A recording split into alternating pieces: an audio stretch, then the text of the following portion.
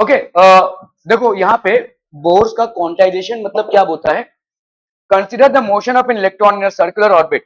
तो आपका भाई साहब एक सर्कुलर ऑर्बिट पे ये आपका इलेक्ट्रॉन है, देखो ये आपका इलेक्ट्रॉन है जो मूव हो रहा है। Consider the motion of an electron in a circular orbit of radius R. ये आपका रेडियस आर है, ठीक है, around the nucleus of the atom. According to de Broglie hypothesis this electron is also associated with wave character. यहाँ पे जो motion हो रहा है, डी ब्रोगाइल बोल रहा है हर चीज वेव में मूव कर रही है, ठीक है। चोर थे वो, लेकिन जो बोला है वो तो सही है, क्योंकि इन्होंने you know E is equal to M C square and E is equal to H C by lambda, इन दोनों को कंबाइन कर दिया भाई साहब, ठीक है। तो इनके हिसाब से एम सी का square is equal to H C by lambda हो गया भाई साहब। ये कैंसिल, तो आपका लैम्डा का वैल्यू क्या हो गया, H by M C, that will be H by P, है ना। तो ये हो गया आपका de Broglie wavelength, this is your de Broglie wavelength. तो इनके हिसाब से consider the motion of an electron in a circular orbit of radius R around the nucleus of the atom, ठीक है। तो हर एक चीज जब वेव में मूव कर रही है, देखो यहाँ पे अगर मैं बनाऊं एक, तो ऐसे अगर मैं वेव बनाता हूं, लेट्स से एक कोई इलेक्ट्रॉन है जो यहाँ पे मूव कर रहा है, बताओ कितने हो गए, एक दो तीन, तो ये आपके सारे वेव्स है ना, ठीक है। एक दो तीन चार पांच छह सात आठ, ऐसे 8 वेव्स गिन सकते हो आप, ठीक है। 8 9 जैसा भी है, यही है भाई। देखो ये क्या है तुम्हारा सरकमफरेंस, ये क्या है तुम्हारा सरकमफरेंस को क्या लिखते हो, 2 pi R, and this will be equal to n times of lambda. एक एक लैम्डा भाई साहब ऐसे करते करते n टाइम्स ऑफ लैम्डा, ठीक है। Okay, so consider a motion. तो यहाँ पे भाई साहब consider the motion of an electron in a circular orbit of radius R. ये भाई साहब circular orbit of radius R है around the nucleus of the atom. According to de Broglie hypothesis this electron is also associated with a wave character. इसका भाई साहब एक wave character भी है। Hence a circular orbit can be taken as a stationary energy only if it contains an integral number of de Broglie wavelengths। तो 2 pi r की value कितनी हो गई भाई साहब आपकी, n लैम्डा। क्या ये समझ में आ रहा है, ये 2 pi r कैसे n लैम्डा हो गया, are we able to understand this people. ये इलेक्ट्रॉन एक सर्कुलर ऑर्बिट में घूम रहा है जिसका रेडियस r है। So what is the path that it will be traversing, obviously 2 pi r। और डी ब्रोगाइल बोल रहा है भाई साहब आपका n टाइम्स ऑफ लैम्डा, मतलब जितना भी आपका वेवलेंथ होगा, एक वेवलेंथ, दो वेवलेंथ, तीन wavelength, so n times of the wavelength. So 2 pi r is equal to n lambda. Are we clear to this one, क्या ये कॉन्सेप्ट समझ में आ रहा है, ओके। सो अभी यहाँ पे देखो, देखो n, देखो जैसे यहाँ पे देखो ये वाला देखो, ये आपका s ऑर्बिटल है, एक ही वेव हो रहा है, दिस ओनली वन वेव, ठीक है। So that is only one wave.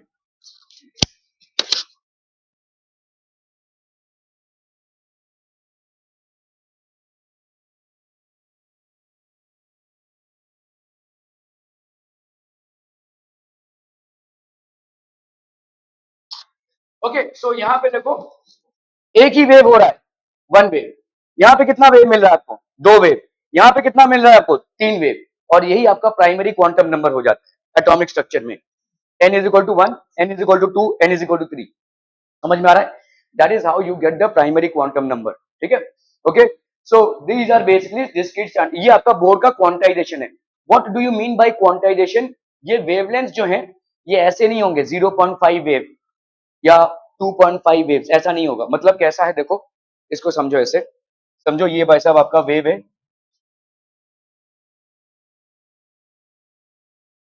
ये ऐसा नहीं होगा, ठीक है। समझ में आ रहा है, यहाँ पे ऐसे मीट हो रहा है, ऐसा नहीं होगा, पूरा कंप्लीट होगा ये wave, this will be a complete wave.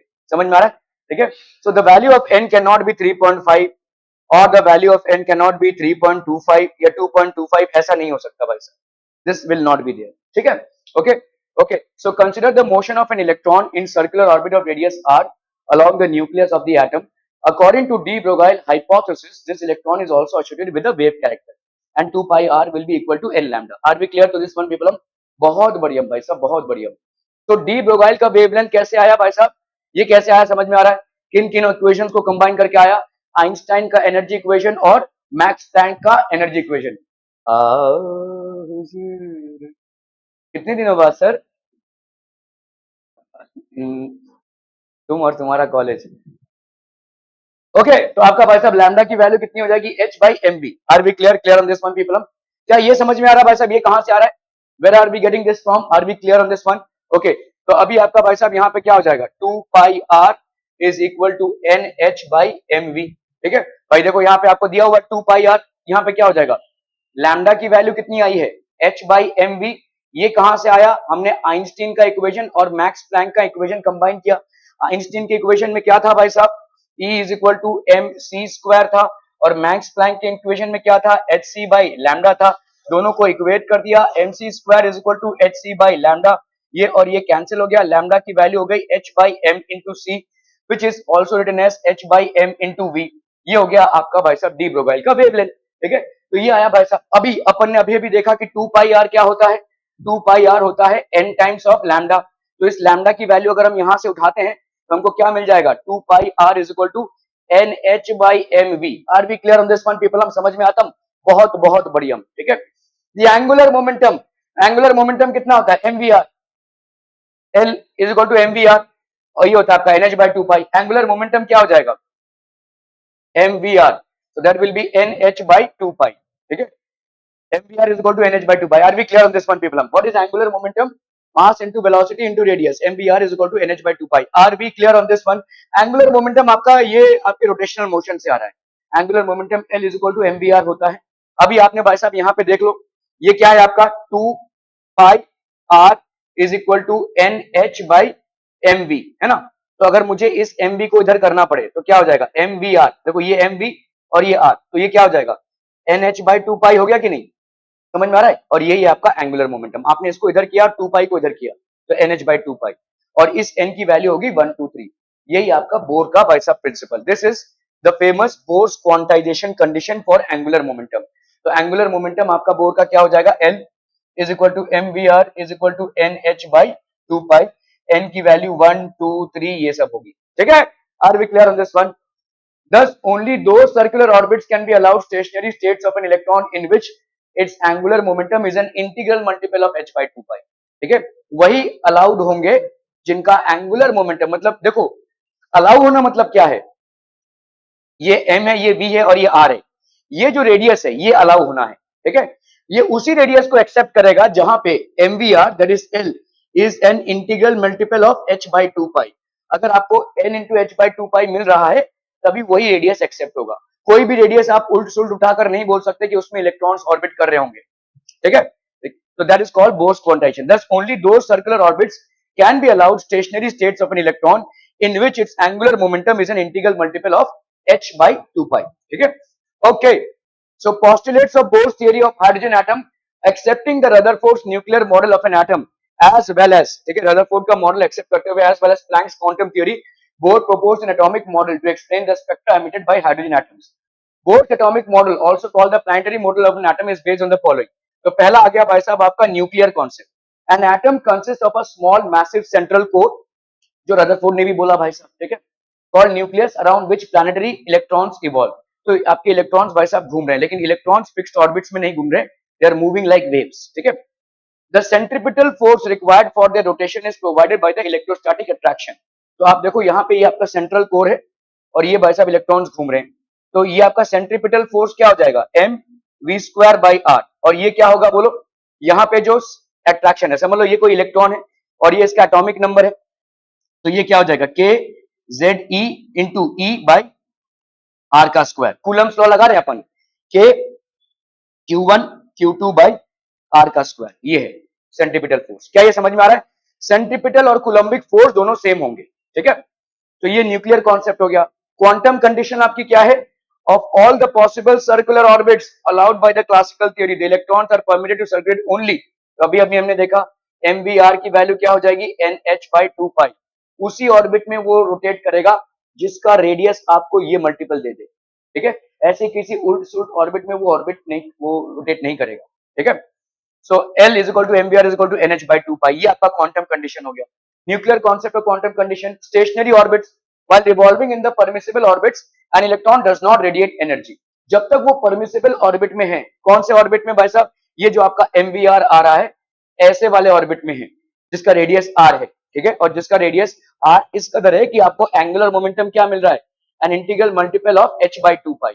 जब तक ऐसे ऑर्बिट में है तब तक वो इलेक्ट्रॉन जब रिवॉल्व करेगा वो कोई एनर्जी रेडिएट नहीं करेगा, because according to Max Planck every charged particle which is in a moving status is bound to lose its energy, it's bound to radiate energy, and when it radiates energy it will actually lose its energy, form a spiral path and land up into the nucleus। thereby the existence of atom is impossible. ठीक है, okay, so यहाँ पे भाई साहब क्या है, while revolving in the permissible orbits an electron does not radiate energy, these non radiating orbits are called stationary orbits, इन्हीं को हम बोलेंगे stationary orbits. Frequency condition, an atom can emit or absorb radiation in the form of discrete energy photons only when an electron jumps from a higher to a lower orbit or from a lower to a higher orbit. ये तो अपन देख चुके हैं भाई साहब, h into frequency will be e2 minus e1 अगर lower orbit से higher orbit में जॉइन जंप किया है तो ओके, ये आपका फ्रीक्वेंसी कंडीशन हो गया। ओके, तो बोर की थियरी भाई साहब क्या है, देखो यहाँ पे सेंट्रल एटम में आपका एटॉमिक नंबर जेड ई, ये हो गया centrally positive charge. Central positive charge क्या होगा, जो atomic number into E, atomic number is a representation of number of protons into E, और ये हो गया आपका ई। तो आपका सेंट्रल फोर्स क्या हो जाएगा, के Z E E by are का स्क्वायर। भाई ये कुछ नहीं है, कोलम्बिक फोर्स है, ठीक है, ये this is nothing but coulombic force 1/4 pi epsilon naught Q1 Q2 by R का square which is nothing but K Q1 Q2 by R का square is equal to K ZE into E by R का square, so that will be K ZE का square by R का square. ठीक है, are we clear on this one people? Okay, तो आपका central, तो आपको किसी इलेक्ट्रॉन को घुमाने के लिए सेंट्रल फोर्स कहां से मिल रहा है, इस इलेक्ट्रोस्टैटिक फोर्स से मिल रहा है। देखो किसी चीज को घुमाने के लिए आपको उसको फोर्स अप्लाई करना पड़ेगा, ये फोर्स आएगा कहां से भाई साहब, इलेक्ट्रोस्टैटिक फोर्स से। Are we clear on this one people? समझ में आता? ओके ओके ओके,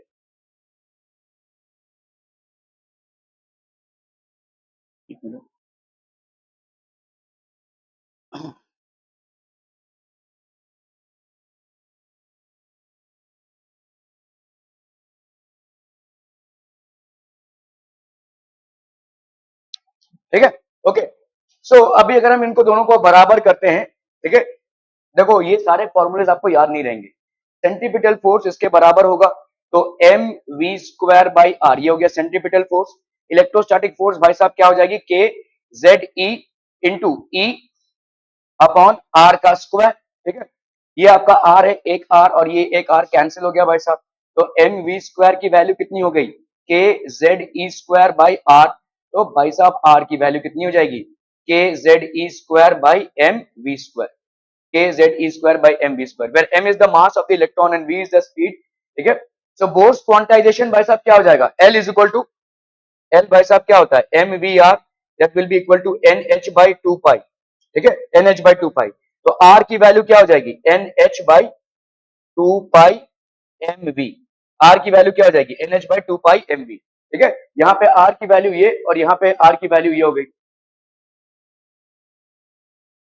ठीक है, are we clear on this one? यहाँ पे आर की वैल्यू कितनी हो गई, N H by two pi M we, और यहाँ पे आर की वैल्यू कितनी हो गई भाई साहब, K Z E square by M we का स्क्वायर। ठीक है, समझ में आ रहा है? ये दोनों तरीके से हमने एक क्या यूज किया है, centripetal force is equal to electrostatic force, उससे हमने आर की वैल्यू निकाली, और दूसरा हमने क्या यूज किया है, angular momentum is an integral multiple of H by two pi, जो बोर्स क्वांटाइजेशन प्रिंसिपल है। ठीक है, ये दोनों को निकालते हुए हमने आर की वैल्यू निकाली, तो यहाँ पे हम इन दोनों आर्स को बराबर कर सकते हैं भाई साहब। ठीक है, तो एक में आर की वैल्यू कितनी आ गई, देखो यहाँ पे क्या था आपका, M we square by are is equal to के Z E square by R square था, ये आर और कैंसिल हुआ, तो इस आर की वैल्यू कितनी आई थी, K Z E square by M we square. और दूसरा वाला भाई साहब क्या था, दूसरा वाला था भाई साहब आपका M we are is equal to N H by two pi, तो इस आर की वैल्यू कितनी थी, N H by two pi M we.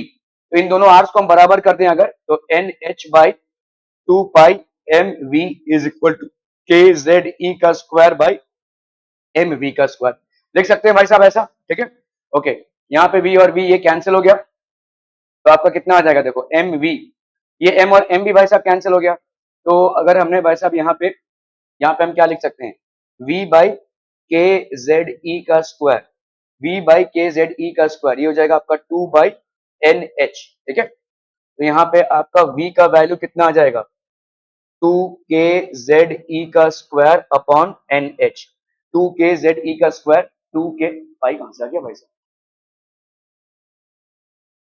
हाँ ये पाई बच गया था ना, ओ ये पाई बच गया था भाई साहब, यहाँ पे टू पाई, तो भाई साहब N H by two pi, sorry sorry,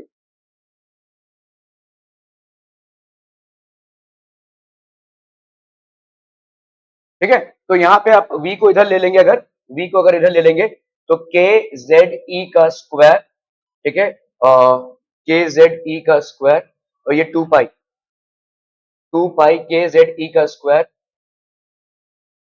N h, ठीक है, 2 पाई के जेड ई का स्क्वायर अपॉन एन एच, ये हो गया भाई साहब v, this will B basically v, ठीक है।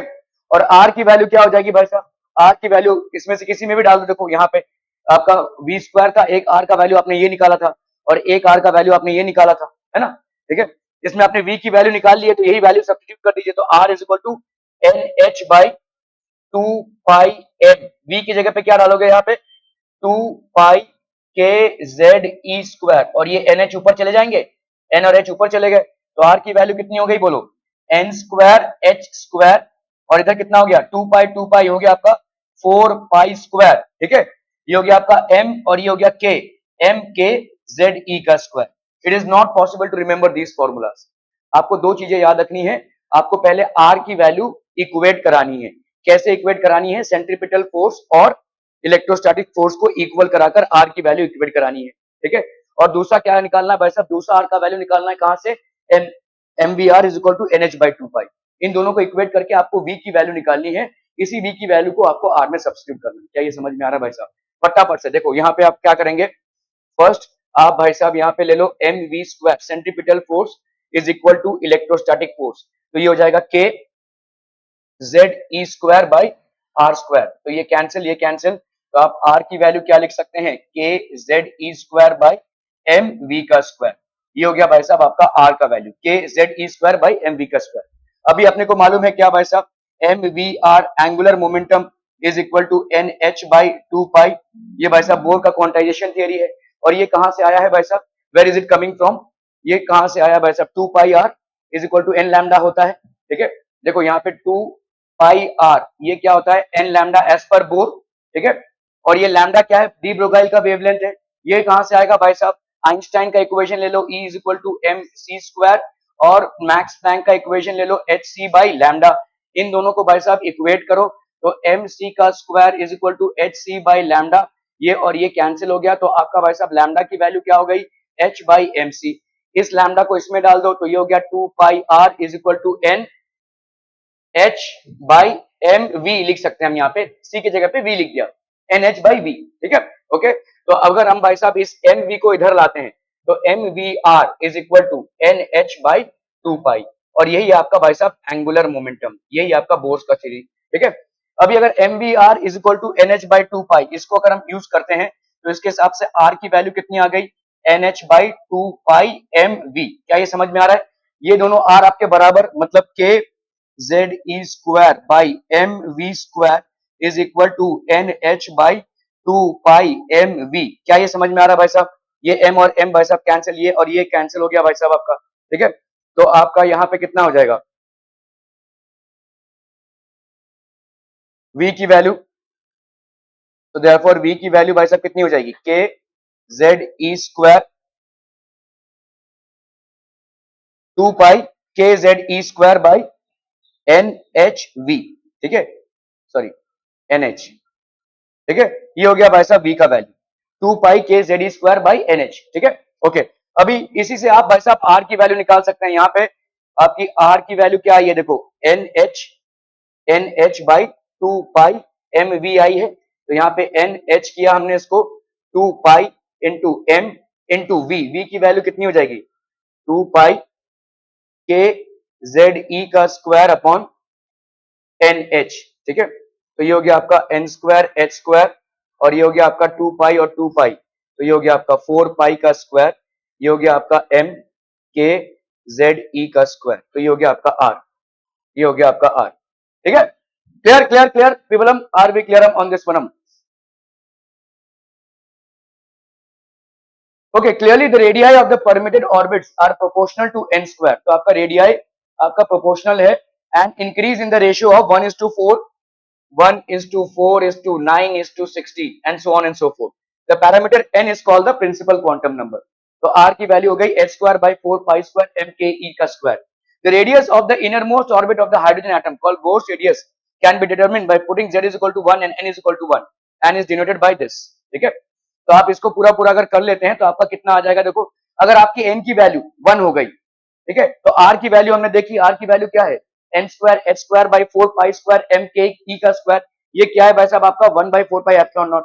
ये सारा वैल्यू जब हम पुट करते हैं, ये k की वैल्यू कितनी हो गई 9 इंटू 10⁹ ठीक है। तो ये सारा वैल्यू जब हम पुट करते हैं for n is equal to 1, तो अपने को कितना आता है भाई साहब 0.53 एंगस्ट्रॉम, किसी किसी बुक में भाई साहब 0.52 भी लिखा गया है, कहीं कहीं पे 0.5 भी लिखा गया है, ठीक है।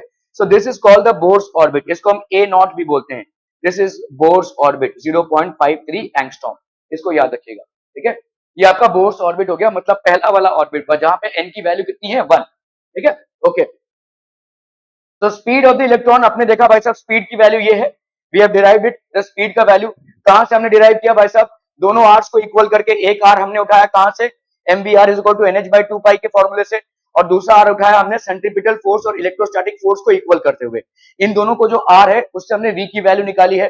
For hydrogen atom z is equal to 1, तो v की वैल्यू कितनी हो जाएगी, इतनी, ठीक है। अभी आप देखो यहाँ पे 2 पाई के ई का स्क्वायर अपॉन nh, तो 2 पाई के ई का square c h into c by n, ऐसा लिख सकते हैं।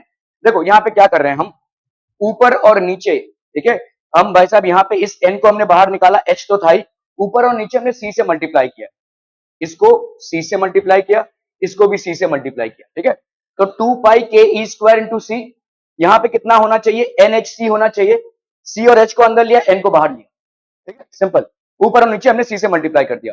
इसको अपन क्या बोलेंगे, इस पूरे को बोलेंगे, देखो यहाँ पे पूरा क्या हो जाता है 2 पाई, 2 की वैल्यू कांस्टेंट, पाई की वैल्यू 3.14, k की वैल्यू 9 इंटू 10⁻⁹, e का स्क्वायर मतलब 1.6 इंटू 10⁻⁻19 का स्क्वायर, c 3 इंटू 10⁸ और h मतलब हो गया आपका 6.6 इंटू 10⁻35, ठीक है, -34 है ना, हाँ -34 है, ठीक है। This into c by n, समझ में आ रहा है भाई साहब, ये तो कांस्टेंट हो गया आपका भाई साहब, ठीक है। ये c बाई n, अभी c की वैल्यू 3 इंटू 10⁸ होती है और n जो भी वैल्यू, ठीक है। सो इसको अपन ऐसे भी लिख सकते हैं, वेलोसिटी को alpha into c by n भी लिख सकते हैं। अल्फा की वैल्यू क्या है 2 pi k square c by c h, is a dimensionless constant and is called the fine structure constant. इसको अपन भाई साहब फाइन स्ट्रक्चर कांस्टेंट भी बोलेंगे।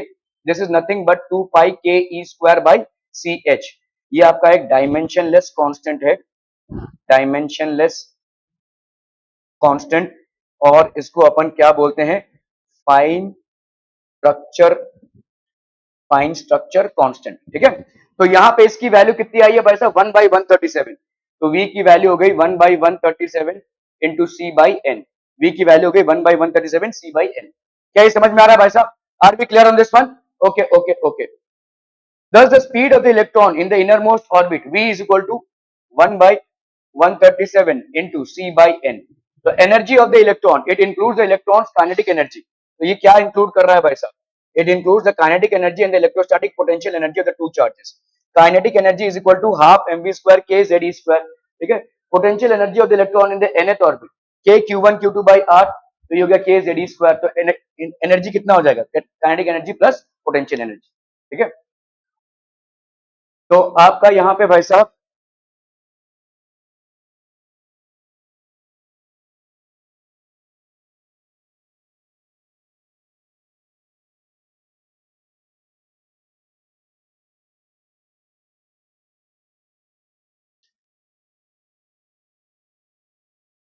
ओके, के जेडी का स्क्वायर बाय 2r, तो आप देखो यहाँ पे आपका total energy of the electron in the nth orbit, अभी देखो ये आ गया आपका kinetic energy half mv square, ये किसके बराबर होगा, के JD square by 2r, kinetic energy of the electron in the nth orbit, ये हो जाएगा के JD square by 2r nth orbit में, ठीक है भाई। यहाँ पे देखो के जेड ई का स्क्वायर भाई r होगा upon 2, using the equation potential energy of the electron in the nth orbit भाई साहब कितना हो जाएगा अपॉन ई, तो ये हो गया minus k Z E square by are, तो टोटल एनर्जी आपकी कितनी हो जाएगी के जेड ई स्क्वायर, तो ये हो जाएगा भाई साहब आपका टोटल एनर्जी के Z E square by 2r, ठीक है। इसको अगर आप मल्टीप्लाई करेंगे भाई साहब किससे, के जेड ई स्क्वायर बाई 2, के जेड ई स्क्वायर बाई 2, और ये आपका भाई साहब 4 pi square M K Z ई square N square S square, तो आपका ई एन ये आ जाएगा, ठीक है। इसको नोट कर लीजिए भाई साहब।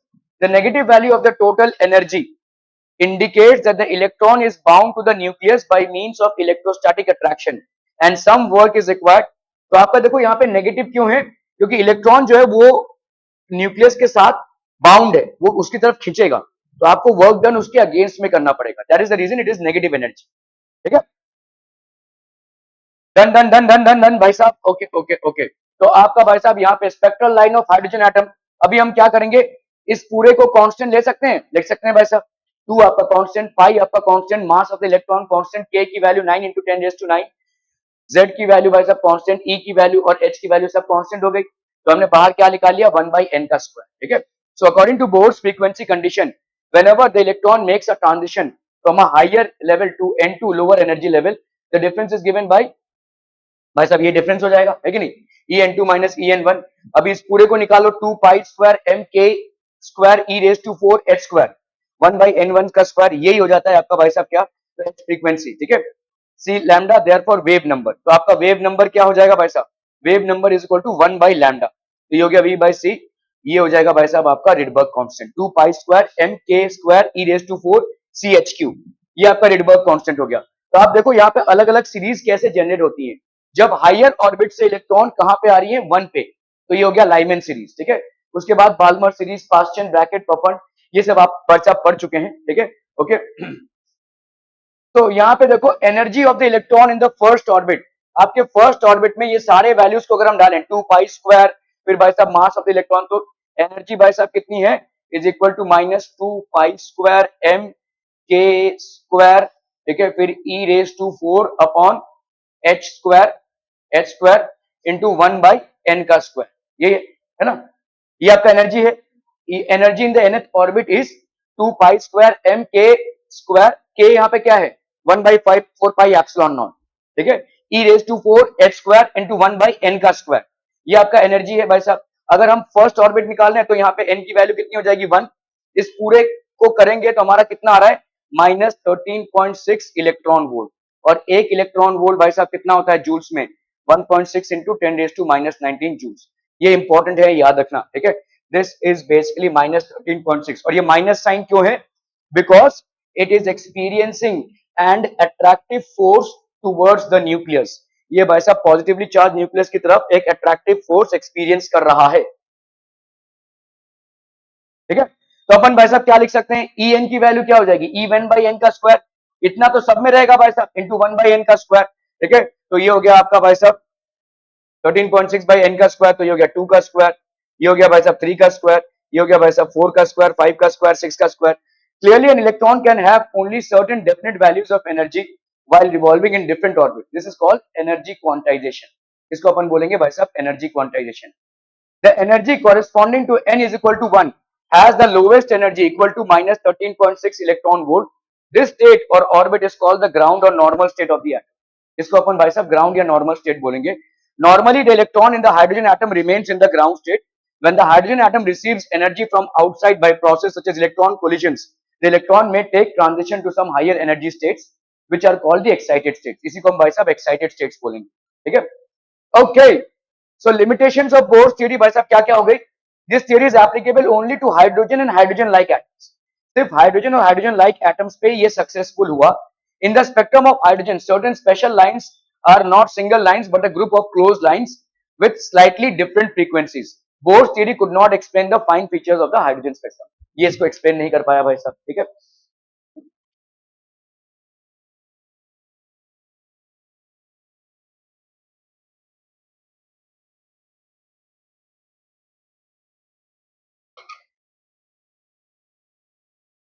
तो ये थियरी पार्ट है, देखो it does not explain why circular orbit should be chosen when electrical orbits are also possible as electrons exhibit wave properties also, so orbits of electrons cannot be exactly defined in Bohr's theory.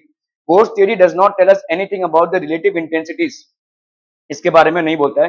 तो जीमेन और Stark effect, ये दो effects हैं जिसको हम bourse theory से explain नहीं कर पाते हैं, we are not able to explain them. ठीक है, ओके। एक्साइटेशन एनर्जी क्या होती है, what is excitation energy, the excitation energy of an atom is defined as the energy required by its electron to jump from the ground state to any one of the excited states. Ground state से किसी एक excited state में jump करने के लिए जितनी energy की requirement होती है उसको अपन बोलते हैं एक्साइटेशन एनर्जी। तो first excitation energy of hydrogen will be E2 minus E1, तो ये हो जाएगा आपका -3.4 माइनस माइनस 13.6, तो that will B 10.2 electron volt. Second excitation energy भाई साहब E3 माइनस E1, तो ये हो गया आपका 12.09 इलेक्ट्रॉन वोल्ट। ठीक है, इस तरह से आपके इलेक्ट्रॉन वोल्ट्स होंगे।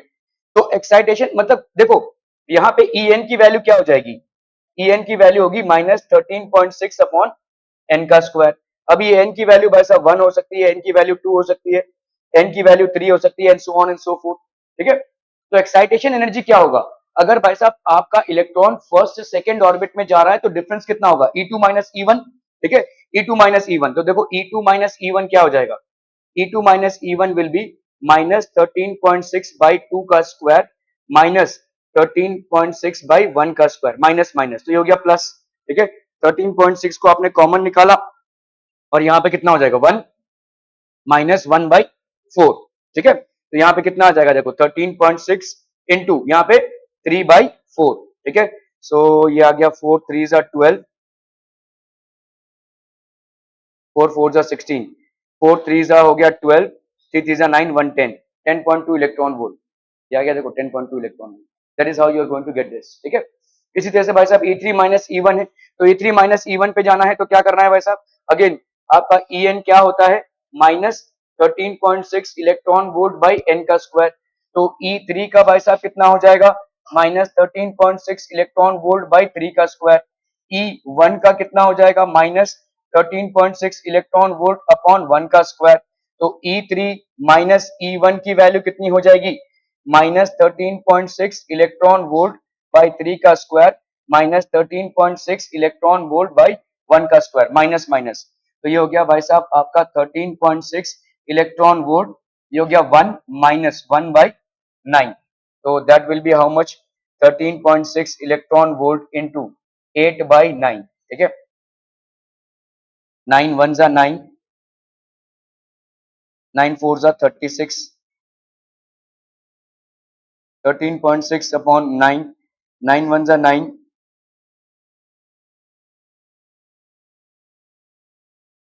9 5 जा 45, तो ये हो गया आपका कितना 1.51, तो 1.51 इंटू 8, तो यहाँ पे कितना हो जाएगा 8 1 जा 8, 5 8 जा 40, 8 1 जा 8 प्लस 4 12, 12.08 इलेक्ट्रॉन वोल्ट। ठीक है, 12.08 इलेक्ट्रॉन वोल्ट। ओके, तो वही है देखो यहाँ पे 12.09 इलेक्ट्रॉन वोल्ट आ गया। आयनाइजेशन एनर्जी, आयनाइजेशन एनर्जी क्या हो जाएगा भाई साहब, it is defined as the energy required to knock an electron completely out of an atom, that is the energy required to take an electron from its ground state to the outermost orbit। Electron को ground state से outermost orbit तक ले जाने के लिए जितनी energy की requirement होती है, after the removal of the electron the atom is left with a positive charge which is ionised. ठीक है, तो E इंफिनिटी माइनस E, तो ये आपका हो गया भाई साहब 13.6 electron volt. Excitation potential, it is that accelerating potential which gives to a bombarding electron sufficient energy to excite the target atom by raising one of its electrons from inner to outermost orbit। तो first excitation potential भाई साहब कितना हो जाएगा, first excitation potential मतलब क्या होगा 1 से 2 में जाने के लिए, it is the accelerating potential which gives to a bombarding electron sufficient energy to excite the target atom by raising one of its electrons from an inner to a outer orbit। देखो आपने देखा अभी भाई साहब E2 minus E1 में कितना energy आया 10.2 electron volt. ठीक है, ये हो गया आपका 10.2 इलेक्ट्रॉन वोल्ट, तो इसकी वैल्यू कितनी है -13.6, तो ऑब्वियसली इसकी वैल्यू कितनी हो जाएगी -3.4, तभी तो आपका 10.2 इलेक्ट्रॉन वोल्ट आ रहा है। अरे भाई साहब तुम लोग ऐसे देख रहे हो, मतलब क्या चल रहा है यहाँ पे, E2 माइनस E1 इसकी वैल्यू कितनी आई है 10.2 इलेक्ट्रॉन वोल्ट, ये कैलकुलेशन हमने देखा। ठीक है, यहाँ पे E1 की वैल्यू कितनी आई है भाई साहब 13, ठीक है 0.6 था भाई साहब, और ये E2 की वैल्यू कितनी आ जाएगी भाई साहब, इसको माइनस करोगे तो कितना आ जाएगा 3.4 इलेक्ट्रॉन वोल्ट, और वैसे भी E2 की वैल्यू निकालनी है तो यहाँ पे होगा क्या -13.6 अपॉन 2 का स्क्वायर, n का स्क्वायर। ठीक है, clear. Okay, ionization potential, it is the accelerating potential which gives to a bombarding electron sufficient energy to ionize the target atom by knocking one of its electrons completely। यहाँ पे भाई साहब पूरा पूरा चला गया है। देखो यहाँ पे क्या हो रहा है कि आपका जो इलेक्ट्रॉन है वो किसी ऑर्बिट पे लैंड हो रहा है, जिसको अपन आयनाइजेशन पोटेंशियल बोल रहे हैं। ठीक है, accelerating potential which gives to a bombarding electron sufficient energy to excite the target atom by raising one of the electrons from an inner to an outer orbit। तो E1 से E2 में गया है, ये हो गया इसका आयनाइजेशन पोटेंशियल। लेकिन अगर आपको भाई साहब इलेक्ट्रॉन्स को इतनी एनर्जी देनी है कि वो वापस ही ना आए, मतलब एक ऐसे एनर्जी लेवल पे पहुंच जाए जहां पे एनर्जी, देखो इनफाइनाइट पे एनर्जी लेवल कितनी होगी 0, इंफिनिटी पे एनर्जी 0 होगी, तो इसका मतलब यहाँ पे En की वैल्यू कितनी हो जाएगी भाई साहब 0, माइनस माइनस 13.6, मतलब अगर आपने किसी इलेक्ट्रॉन को पहले वाले ऑर्बिट में 13.6 इलेक्ट्रॉन वोल्ट दे दिया तो it will move out of the orbit to infinity.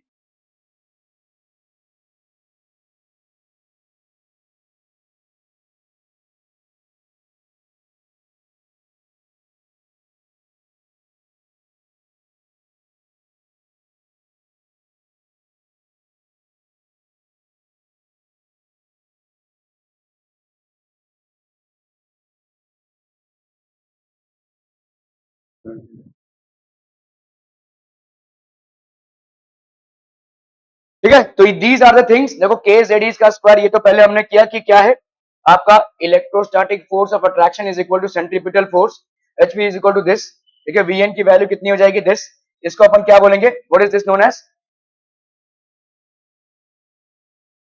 हाँ okay, so this is known as finite constant. देखो अब भी हमने पढ़ा, आप लोग बिल्कुल भी ध्यान में नहीं है, सब अपने अपने उसमें ही है, you all are into your own own world. ये अभी तो डिराइव किया हमने, दोनों को ऊपर सी से मल्टीप्लाई किया, so this is known as the fine structure constant, this is known as the fine structure constant, जिसकी वैल्यू कितनी होती है 1/137 होती है। ठीक है, so this is known as the fine structure constant. इस चैप्टर का ये सहूलियत है कि बहुत सारे कुछ आपने पहले से पढ़ रखा है, थोड़ा सा आपका कैलकुलेशन में इधर उधर है बस।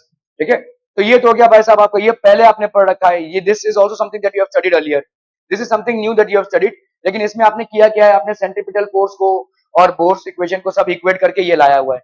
ये 1/137 होगा, ये अल्फा की वैल्यू डायमेंशनलेस कांस्टेंट होगी into c by n, this is the fine structure constant, this is known as the fine structure constant. ठीक है, ये आपका फाइन स्ट्रक्चर कांस्टेंट हो गया। और ये क्या हो जाएगा, kinetic energy, kinetic energy of an electron, ठीक है, that will be equal to के जेड ई का स्क्वायर बाई 2r।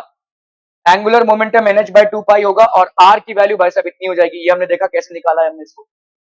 ठीक है, सो ऑब्वियसली आर एन की वैल्यू क्या होगी, n square into r naught, और आर नॉट की वैल्यू कितनी है, बिल्कुल भी नहीं ध्यान है आप लोगों का, 0.53 एंगस्ट्रॉम अभी तो निकाला हमने, ये बोर्स रेडियस है। आर एन की वैल्यू होती है N square into r naught which is Bohr's radius. ठीक है, ओके। पोटेंशियल एनर्जी की वैल्यू तो देखो, काइनेटिक एनर्जी की वैल्यू कितनी होती है, के जेड स्क्वायर बाई 2r, और पोटेंशियल एनर्जी की value minus k z square by are, इसको याद रखिएगा। ठीक है, काइनेटिक एनर्जी की वैल्यू होती है भाई साहब K z square by 2r, और पोटेंशियल एनर्जी की वैल्यू होती है minus k z square by r. ठीक है, this is basically the potential energy. Total energy भाई साहब आपका हमेशा क्या हो जाएगा, this will be the total energy 2 pi square M k square, जा जा उसके साथ बोले भाई साहब, हिट करे अपने आप को पैसे मिल जाएंगे, 2 pi square M k square Z square e raise to 4 n square h square. और क्या, और क्या है, पहली बार देख रहा है नहीं ना, झांक झांक के देख रहा है तू भाई साहब अपना पेपर छोड़ के, उसको पहली बार देख रहा है ऐसा अजूबा नहीं। ओके, तो यहाँ पे हो जाएगा minus 13.6 electron volt upon n का स्क्वायर, तो ये हो गया आपका ई एन की वैल्यू कितनी हो जाएगी, ई वन बाई एन का स्क्वायर। क्या ये समझ में आ रहा है, तो ये हो गया आपका 13.6 इलेक्ट्रॉन वोल्ट बाई एन का स्क्वायर। क्या ये समझ में आ रहा है भाई साहब, e n is equal to this, okay p, okay frequency हो गई भाई साहब, ये फ्रीक्वेंसी, वेव नंबर हो गया, ये आपका रिडबर्ग कांस्टेंट है, this is basically Rydberg constant, r into 1/n1 का स्क्वायर माइनस 1/n2 का square, this is known as the Rydberg constant. Ionization potential ये हो जाएगा आपका भाई साहब, ठीक है, जिस ऑर्बिट में आप इसको भेजना चाहते हैं। टाइम, टाइम क्या होता है भाई साहब, 2 पाई आर अपॉन वी, अगर इसको करेंगे तो t1 बाय, देखो टाइम, टाइम मतलब कितना टाइम लग रहा है ऑर्बिट करने में, तो t n is equal to obviously t1 by n का क्यूब, ये होगा। ठीक है, हालांकि इस पे बहुत ज्यादा सवाल नहीं बने हैं, रिडबर्ग कांस्टेंट की वैल्यू याद रखिएगा, क्योंकि अलग अलग जगहों पे अलग अलग दी रहती है, पर मीटर में ये है। ठीक है, 1.097 into 10 raise to 7 per metre, कहीं कहीं पे ये सेंटीमीटर में दिया हुआ है, 1.097 into 10 raise to 7 per metre. ठीक है, okay, evaluate Rydberg constant by putting the values of the fundamental constant in the expression. अभी भाई साहब हमको रिडबर्ग कांस्टेंट का वैल्यू निकालना है, तो ये हो जाएगा देखो 2 pi r square M k raise to 2 e raise to 4 upon c h cube. ठीक है, सो इससे आपका रिडबर्ग कांस्टेंट का वैल्यू आ रहा है, ठीक है, 1.097 into 10 raise to 7 per metre. Calculate the value of fine structure constant, fine structure constant भाई साहब कैसे आया रहेगा, भाई साहब आपने ऊपर नीचे सी से मल्टीप्लाई किया तो ये अल्फा आया, तो 1/37, this is basically fine structure constant का वैल्यू है। Determine the speed of electron in n3 orbit of helium atom. तो हीलियम कितना आ जाएगा भाई साहब, स्पीड की वैल्यू क्या होती है, अगर याद नहीं आ रहा है फॉर्मूला तो mvr is equal to nh by 2 pi, ये होता है एक, ठीक है। और बोलो भाई साहब क्या हो जाएगा, M we square by are is equal to के Z E square by are का स्क्वायर, ये कैंसिल कैंसिल, तो यहाँ पे भाई साहब आपकी आर की वैल्यू क्या आ गई, K Z E square by M we square, है कि नहीं, ये आर की वैल्यू आ गई। और ये वाली आर की वैल्यू कितनी आई भाई साहब, N H by 2 pi R, ये दोनों आर की वैल्यूज को आप इक्वेट कर सकते हैं, ठीक है। तो अगर इक्वेट कर दिया तो एन एच बाई 2 पाई, नहीं ये भी है ना, क्या कर रहा हूं भाई साहब, ओके दो फॉर्मूलेस को मिला लेते हैं हम भाई साहब, यहाँ पे M we are is equal to N H by 2 pi, ठीक है। तो यहाँ पे आर की वैल्यू कितनी आ गई, N H by 2 pi M V, है ना भाई साहब, ये आ गई भाई साहब आर की वैल्यू। और दूसरा क्या है आपका, M we square by are is equal to के Z E square by are का स्क्वायर, ये कैंसिल हुआ, तो ये आर इधर ले लो भाई साहब, तो ये हो गया कितना, K Z E square by M we square, ठीक है, क्लियर है। इन दोनों को इक्वेट कर सकते हैं हम, दोनों आर हैं, ठीक है। तो अगर हमने इक्वेट किया, क्योंकि देखो मेरे को 101% मालूम है कि आपको ये फॉर्मूला याद नहीं रहेगा, but it is easy to derive, ठीक है। कोई भाई साहब लेंदी डिफरेंशिएशन इंटीग्रेशन इसमें नहीं है, ठीक है। इसमें क्या कर सकते हैं हम, देखो N H by 2 pi M we is equal to के जेड ई का स्क्वायर बाई एम वी का स्क्वायर, ये m और m कैंसिल हो गया, ये v और ये v कैंसिल हो गया, तो v will be equal to के जेड ई का स्क्वायर 2 पाई के जेड ई का स्क्वायर बाई एन एच, और कुछ नहीं ना, ठीक है, 2 पाई के जेड ई का स्क्वायर बाई एन एच। अभी आप वैल्यू डालिए, 2 इंटू 3.14, के की वैल्यू 9 इंटू 10⁻⁹, ये जेड यहाँ पे भाई साहब speed of electron in N is equal to 3, helium atom का जेड कितना होता है भाई साहब, एटॉमिक नंबर 2 होता है, ठीक है। तो जेड की वैल्यू 2 हो गई, यहाँ पे भाई साहब 1.6 इंटू 10⁻² और 3 इंटू दिस, तो ये आ जाएगा वेलोसिटी कितना आपका 1.46 इंटू 10⁻⁶ मीटर पर सेकेंड, ठीक है। ये एक लेंदी कैलकुलेशन है, but this is how you have to arrive it.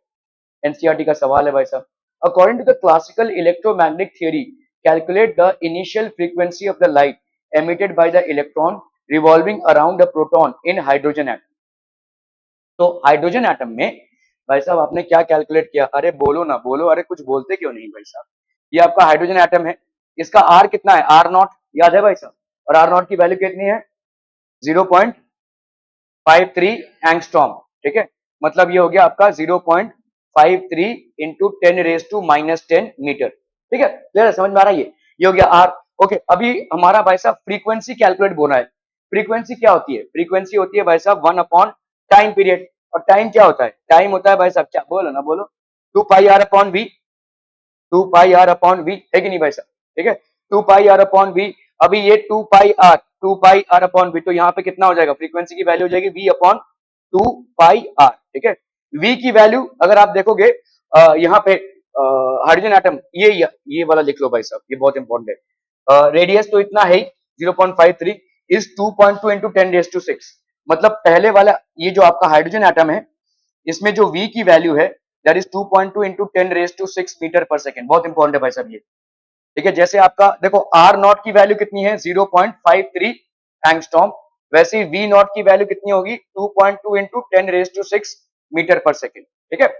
कर लो भाई साहब यहाँ पे, तो ये हो गया 2 इंटू पाई इंटू आर, तो आपका भाई साहब वी का वैल्यू यहाँ पे 2.2 इंटू 10⁻⁶ अपॉन यहाँ पे कितना है 2 इंटू 22, 7 को ऊपर ले लो भाई साहब, क्योंकि 22 कटता दिख रहा है आपको भाई साहब, और आर की वैल्यू यहाँ पे 0.53 इंटू 10⁻⁻10, ठीक है, क्लियर क्लियर क्लियर भाई साहब, इस तरह से आप इसको सॉल्व कर लीजिए, आपका फ्रीक्वेंसी आ जाएगा इतना, ठीक है। Okay, using Rydberg formula calculate the wavelength of the first 4 spectral lines in the Lyman series. तो आपका भाई साहब लाइमन सीरीज में फर्स्ट 4 स्पेक्ट्रल लाइंस हमको कैलकुलेट करना है। अभी देखो रिडबर्ग का जो फॉर्मूला है वो है क्या, ठीक है। तो आपका भाई साहब ये वेव नंबर है that is equal to 1 by lambda is equal to Rydberg 1 by n2 का स्क्वायर माइनस 1 बाई n1 का स्क्वायर, ठीक है। तो अभी समझो भाई साहब यूजिंग फर्स्ट 4 लाइंस, तो यहाँ पे आपका वेव नंबर क्या हो जाएगा, तो कैलकुलेट कर लो भाई साहब यहाँ पे, लेट्स से 2 1।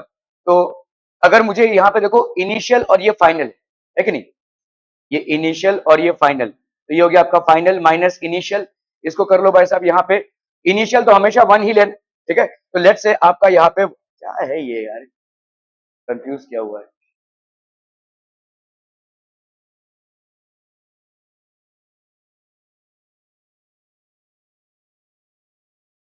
ओके, तो फाइनल मतलब आपका जो सीरीज जनरेट हो रहा है सारे के सारे 1 पे लैंड कर रहे हैं, ठीक है।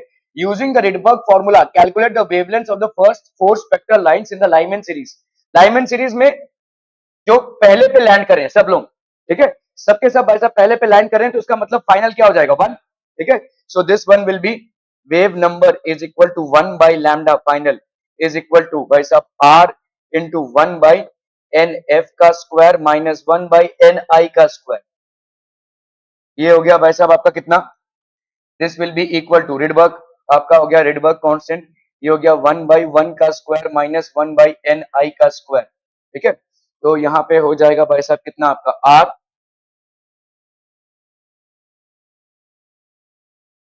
यहाँ पे हो गया भाई साहब आपका कितना एन आई का स्क्वायर, एन आई का स्क्वायर हो गया ये, ठीक है। यहाँ पे हो गया आपका एन आई का स्क्वायर माइनस 1। क्या ये समझ में आ रहा है भाई साहब, ठीक है।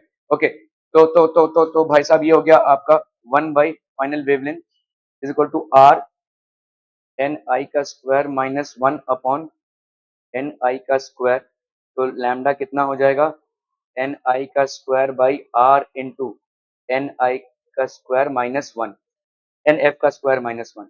इसको ना भी करो तो भी वैसा फालतू में इतना लंबा चौड़ा किया है इसको। लैम्डा आप डायरेक्टली इससे निकाल सकते हो, ठीक है। You can basically put out the lambda. Lyman series है, लाइमन सीरीज के लिए यहाँ पे 1 लिया हुआ है, ठीक है। तो वेव नंबर का वैल्यू भाई साहब यहाँ पे कितना आ जाएगा, 1 by lambda is equal to R 1 by N initial sorry N final का square minus 1 by N initial का स्क्वायर। तो इधर हो गया आपका आर, ठीक है, दिस विल बी 1 बाई 1 का square minus 1 by N I का square.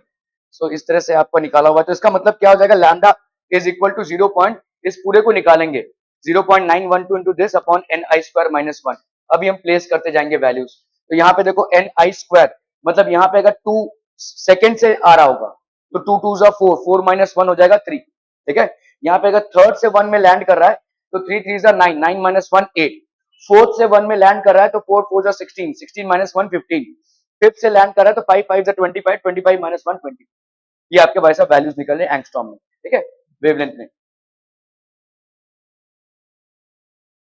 Okay, which state of the triply ionized beryllium atom has the same orbital radius as that of the ground state of hydrogen? यार मैंने इसको क्यों ऐसे किया है पता नहीं। वन सेकेंड,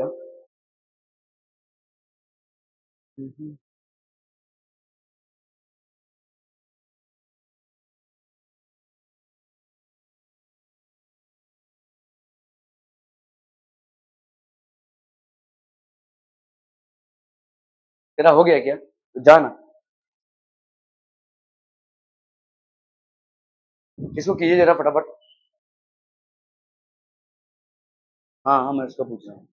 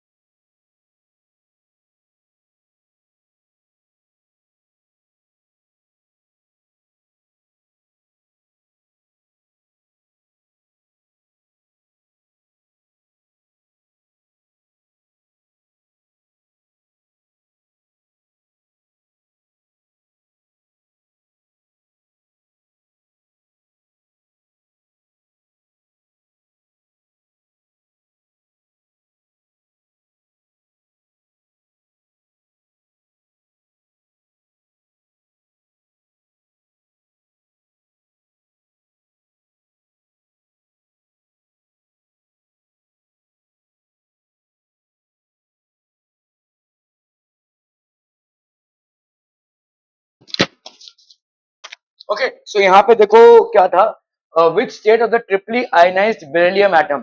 तो Be3+ हो चुका है भाई साहब, क्योंकि इसके 3 इलेक्ट्रॉन्स निकल चुके हैं। Be3+ has the same orbital radius as the ground state of hydrogen. तो ग्राउंड स्टेट ऑफ हाइड्रोजन में भाई साहब क्या होता है, Rn। हमने ये कैलकुलेट किया हुआ है, ये Rn आप कैसे ला सकते हैं, MVr is equal to NH/2 pi, और दूसरा आपका क्या हो जाएगा भाई साहब, KZe²/R² is equal to MV²/R। इससे आप इस R को ला सकते हैं, ठीक है। फिर आपका एक्चुअली V निकलेगा, उस V से आप फिर R को कैसे लाएंगे, R is equal to NH/2 pi. तो ये फॉर्मूला आपको याद नहीं रहेगा, 100% सही है ये, ठीक है। क्या मैं डिराइव करूं और यू कैन गेट इट।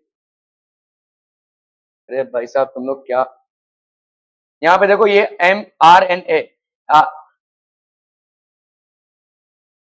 तो आपका MVr is equal to NH/2 pi. तो आपका R का वैल्यू क्या हो जाएगा, NH/2 पाई MV, ठीक है। और भाई साहब क्या है, MV²/R is equal to KZe²/R का स्क्वायर। ये और ये आपका कैंसिल हो गया, तो यहाँ पे R की वैल्यू क्या हो जाएगी, के Z E square by M we square R. तो इन दोनों को अगर हम इक्वल कर देते हैं, N H by two pi M we is equal to के Z E square by M we square R. M और एम कैंसिल, ये वी और ये वी कैंसिल, तो आपका भाई साहब वी का वैल्यू क्या हो जाएगा, के जेड ई स्क्वायर बाई, ये हो गया टू पाई के Z E square by N H V, sorry N H R. लेकिन क्या कर रहा हूं मैं यार, हो। यहाँ पे आपका भाई साहब हो गया v, this will B v इधर आ गया भाई साहब, और यहाँ पे कितना हो जाएगा बोलो, टू पाई के जेड ई स्क्वायर, और यहाँ पे हो गया आपका ये एन एच और आर, एन एच और ये आर, ठीक है, this is v। Okay, now हमारा यहाँ पे r की वैल्यू क्या है, देखो N H by two pi M we, तो ये हो गया आपका N H by two pi M into V, तो ये हो गया टू पाई के जेड ई का स्क्वायर, और यहाँ पे हो गया आपका एन एच, है कि नहीं। आर कहां से आ रहा है यार,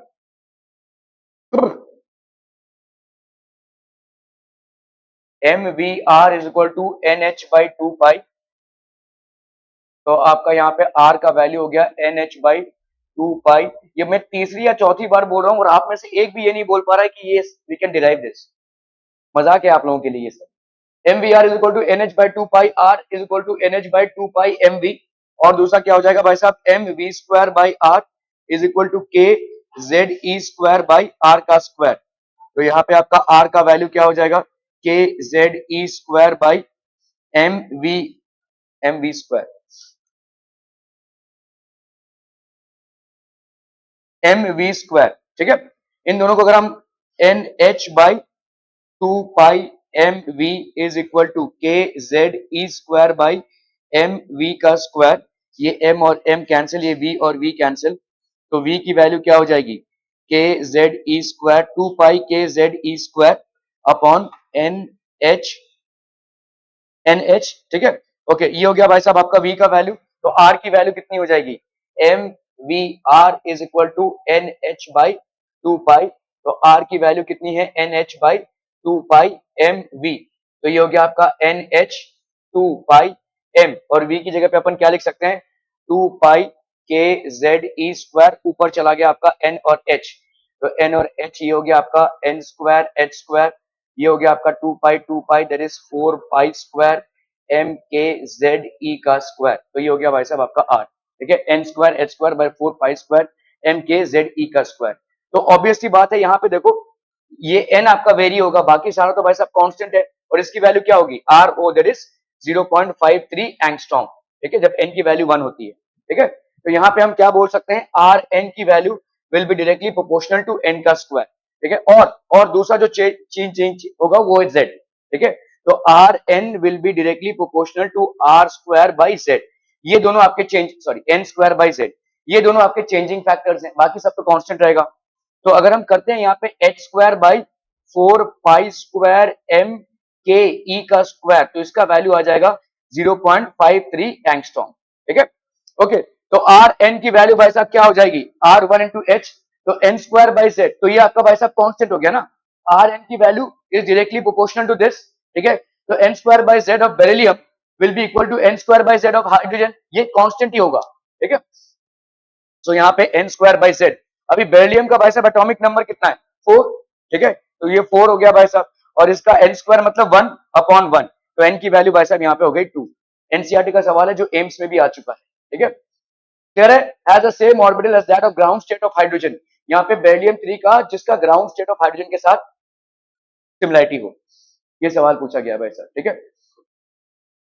अ फ्री इलेक्ट्रॉन ऑफ एनर्जी, एक फ्री इलेक्ट्रॉन है जिसका एनर्जी भाई साहब कितना है 1.4 electron volt, collides with a H plus ion, H plus ion के साथ ये कोलाइड कर रहा है। As a result of the collision a hydrogen atom in the ground state is formed and a photon is released, ठीक है। What is the wavelength of the emitted radiation, तो energy of the free electron भाई साहब कितना है 1.4 electron volt है, ठीक है। तो energy of the emitted photon कितना हो जाएगा, देखो E2, देखो एनर्जी ऑफ हाइड्रोजन एटम कितना होता है ग्राउंड स्टेट में -13.6 इलेक्ट्रॉन वोल्ट, तो E2 की वैल्यू कितनी है भाई साहब 1.4 इलेक्ट्रॉन वोल्ट। तो HV भाई साहब क्या हो जाएगा E2 minus E1, that is 1.4 electron volt minus 13.6 electron volt. That will be how much? 4 plus 6 10, 1 plus 1 2 1 3, 3.0 electron volt. ठीक है? नहीं यार, सॉरी। तो यहाँ पे आपका 1.4 electron volt plus 13.6 electron volt. So that will be how much? 6 plus 4 10, 3 plus 1 4 1 5, 15 electron volt. ठीक है, ये हो गया आपका 15 इलेक्ट्रॉन वोल्ट। तो आपका एच वी हो गया एच सी बाई लैम्डा, ये कितना हो जाएगा 15 into 1.6 into 10 raise to minus 19 joules. ठीक है, अभी आप लैम्डा की वैल्यू कैलकुलेट कर लीजिए 15, तो यहाँ पे आपका भाई साहब क्या हो जाएगा H C by 15 into 1.6 into 10 raise to minus 19। अभी कर लो भाई साहब इसको, एच की वैल्यू होती है, एच की वैल्यू हो जाएगी यहाँ पे 6.63 इंटू 10 रेज टू माइनस 34। ठीक है, दिस तो आपका आ रहा है यहाँ पे 825 इंटू 10 रेज टू, तो ये आपका 825 एंगस्ट्रॉम आ गया। ये आपका वेवलेंथ किस में हो जाएगा, अल्ट्रावायलेट रीजन में। ठीक है,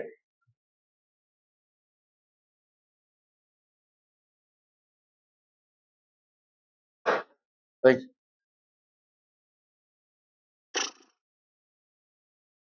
ओके, सो आपके बोर्ड के पोस्टुलेट्स क्या क्या है भाई साहब। An electron in an atom, एक electron in an atom could revolve in certain stable orbits without the emission of radiant energy. Each atom has a definite stable states in which it can exist and each possible state has a definite total energy. इसमें भाई साहब definite total energy है, जब तक उसमें वो rotate करेगा। These stable orbits are called stationary orbits of the atom. The necessary centripetal force is equal to the electrostatic force. ये आपका पहला है जिससे आप R की वैल्यू को निकाल सकते हैं। ठीक है, R की वैल्यू को निकाल सकते हैं। फिर क्या है भाई साहब, बोर का ये था बोर का पहला postulate, this is the first postulate of Bohr. ठीक है, what is the second postulate of Bohr, in stationary orbits the angular momentum of the orbiting electron is quantized. तो L is equal to NH by 2 pi. ये angular momentum basically है क्या, MVR is equal to NH by 2 pi. ये आया कैसे भाई साहब, समझ लो यहाँ पे कोई भी लेट से n बार ऐसे हो रहा है, तो हम यहाँ पे क्या बोल सकते हैं 2 pi r is equal to n lambda. और डी ब्रोगाइल का वेवलेंथ हमने देखा है क्या होता है भाई साहब, h बाई mv होती है। ठीक है, तो यहाँ पे अपन क्या लिख सकते हैं 2 pi r is equal to n into h by mv, जिसके वजह से mvr is equal to nh by 2 pi अपन लिख सकते हैं। ठीक है, that is how the second postulate comes. और ये n की वैल्यू ये क्वांटाइज्ड होगी, this will be quantized, integral multiple of h by 2 pi, so this is quantization. The energy of the atom has definite value in a given stationary orbit. ठीक है, it can jump from one stationary orbit to another, it jumps from one higher orbit to a lower, it emits। तो आपका भाई साहब higher से lower में जब jump कर रहा है E2 minus E1 will be equal to h into frequency और hc by lambda। ठीक है, the electron can absorb energy from a photon and jump from lower energy to a higher energy orbit, ये भी हो सकता है। ठीक है, ये सारे आपके फॉर्मूलेज हैं, इनको लिख लीजिए भाई साहब, ये सारे फॉर्मूलेज नोट डाउन कर लीजिए। आपका आर एन का वैल्यू, आर एन का वैल्यू देखो यहाँ पे क्या है, ये वाला जो वैल्यू आया है ये अपन डिराइव कर चुके हैं basically, N square S square 4 pi square K E square M, इसकी वैल्यू है 0.53 एंगस्ट्रॉम। ठीक है, एन स्क्वायर बाई जेड, तो R N radius of any orbit will be equal to N square by Z into 0.53 angstrom. ठीक है, this formula is valid only if the electrons are revolving in the orbits, अगर electrons आपके orbits में revolve कर रहे हैं। ठीक है, velocity of the electron in the nth orbit, बहुत बहुत इंपॉर्टेंट है भाई साहब, इसको नोट कर लीजिए। वेलोसिटी इज इक्वल टू 2, ये वाला जो आंसर आया देखो 2.18 into 10 raise to 6 into Z by N. ठीक है, ये जेड बाई एन है, मीटर पर सेकेंड, ये बहुत इंपॉर्टेंट है भाई साहब, ये मीटर पर सेकेंड में है। 2.2 भी ले सकते हैं आप, जैसे हमने देखो एक सवाल पे लिया था 2.2। ठीक है, तो आर एन की वैल्यू, आर एन की वैल्यू भाई साहब किसके साथ प्रोपोर्शनल है, एन स्क्वायर बाई जेड के साथ। वी एन की वैल्यू भाई साहब किसके साथ प्रोपोर्शनल है, जेड बाई एन के साथ। ठीक है, velocity is directly proportional to z by n और are n is directly proportional to N square by z. Are we getting this people? ठीक है, अभी पीरियड ऑफ रेवोल्यूशन क्या हो जाएगा 2 pi R by V N. इसको अगर हम करेंगे भाई साहब आर एन की वैल्यू अब डाल दो यहाँ पे, देखो 2 पाई आर एन की वैल्यू कितनी है, देखो एन स्क्वायर, ये आपका भाई साहब पूरा अगर हम लिखेंगे इसमें तो ये आ जाएगा भाई साहब, this is what we are going to get. तो टी एन की value will be equal to h cube by 4 pi square k square e raise to 4 m into n cube by Z square. ठीक है, तो time period is proportional to n cube by z का square. ये सारे तमाम important formulas हैं। ठीक है, इनको प्लीज जरा लिख लीजिए।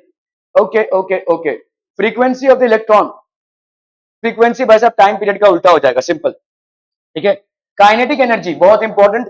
ठीक है, half of k Z E square by r n. ठीक है, जिसको अपन क्या लिख सकते हैं, 13.6 into z E square by, तो काइनेटिक एनर्जी आपकी क्या हो जाएगी, 13.6 into Z square by n का स्क्वायर। ठीक है, potential energy in the nth orbit k Z E square by r n, तो यहां पे हो जाएगा भाई साहब पोटेंशियल एनर्जी कितना, this will be equal to -27.2 into Z square by N square, Z square by N square electron volt. ठीक है,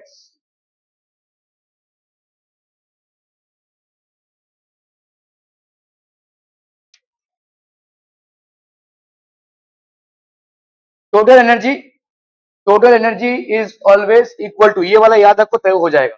total energy is equal to 2.18 into this by Z square by N square. तो total energy हमेशा भाई साहब kinetic energy का negative या potential energy by 2 होगी।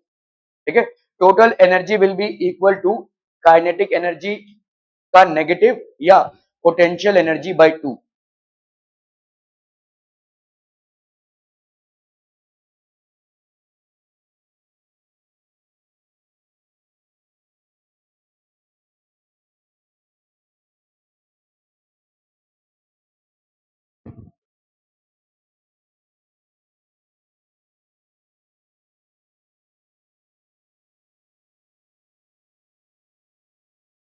Done done. Okay, for which of the following Bohr's model is not valid? Hydrogen atom, singly ionized helium atom, deuteron atom, singly ionized neon atom. ठीक है, Bohr's model is valid only for the single electron systems. मतलब जो hydrogen या hydrogen like species है उनके लिए valid है। तो हाइड्रोजन एटम के लिए भाई साहब ये वैलिड है, ये हाइड्रोजन के करीब है, इसके लिए भी भाई साहब वैलिड होगा। ड्यूट्रॉन ये भी हाइड्रोजन के करीब है, ये हाइड्रोजन का आइसोटोप ही तो है। तो Bohr's model is valid for single electron और सिंगल इलेक्ट्रॉन लाइक स्पीशीज। ठीक है, तो हाइड्रोजन और हाइड्रोजन लाइक स्पीशीज के लिए वैलिड है, तो ये सारे भाई साहब इनके लिए वैलिड होगा। बट ये आपके नियॉन एटम के लिए वैलिड नहीं होगा, because it is far from being a single electron species. ठीक है, Bohr's model is valid only for single electron systems, therefore it will not be valid for a singly ionized neon atom as it has more than one electron. ठीक है, okay, the total energy of an electron in an orbit is कितना है भाई साहब, total energy is how much, -3.4 electron volt. Its kinetic and potential energy is R, तो kinetic और potential energy भाई साहब कितना हो जाएगा, बोलिए भाई साहब कितना हो जाएगा। Total energy is equal to minus of kinetic energy is equal to potential energy by 2। अभी पढ़ाना भाई साहब, अरे भाई साहब क्या कर रहे हो। Total energy is minus of kinetic energy is equal to potential energy by 2। तो अब कर लो भाई साहब, यहाँ पे काइनेटिक एनर्जी की वैल्यू कितनी हो जाएगी, अगर मैं इसको उठाता हूं तो minus kinetic energy is equal to total energy, तो काइनेटिक एनर्जी भाई साहब कितनी हो जाएगी, minus of total energy, minus of total energy, तो ये हो गया माइनस कितना है, -3.4 इलेक्ट्रॉन वोल्ट। तो ये हो गया आपका 3.4 इलेक्ट्रॉन वोल्ट। और क्या पढ़ रखा है आपने भाई साहब, total energy is equal to potential energy by 2। तो आपका पोटेंशियल एनर्जी क्या हो जाएगा, 2 इंटू ट्वाइस, मतलब ट्वाइस ऑफ टोटल एनर्जी। तो 2 इंटू भाई साहब कितना हो गया, -3.4 electron volt. So that will be 4 2 जा 8 3 2 जा 6, -6.8 इलेक्ट्रॉन वोल्ट। तो कौन सा भाई साहब आपका करेक्ट हो जाएगा, 3.4 और 6.8 -6.8 electron volt. Are we clear, clear on this one people, हम बहुत बढ़िया भाई साहब। ठीक है, option D is the correct option हो। The radius of the first permitted Bohr orbit for the electron in a hydrogen atom, यहाँ पे देखो 0.53 होता है, लेकिन यहाँ पे आपको दिया हुआ है 0.5 am, तो आपका RO का वैल्यू क्या हो गया, 0.51 angstrom. And it's ground state energy, तो ग्राउंड स्टेट एनर्जी मतलब E1 की वैल्यू कितनी है, -13.6 electron volt. If the electron in the hydrogen atom is replaced by muon, ठीक है, charge same as electron and mass 207, the first Bohr radius and the ground state energy will be, तो first Bohr radius और ground state energy कितना हो जाएगा, calculate कीजिए भाई साहब फटाफट। इसका जो चार्ज है वो सेम है, charge is the same as that of an electron, however its mass is changed to 207 me.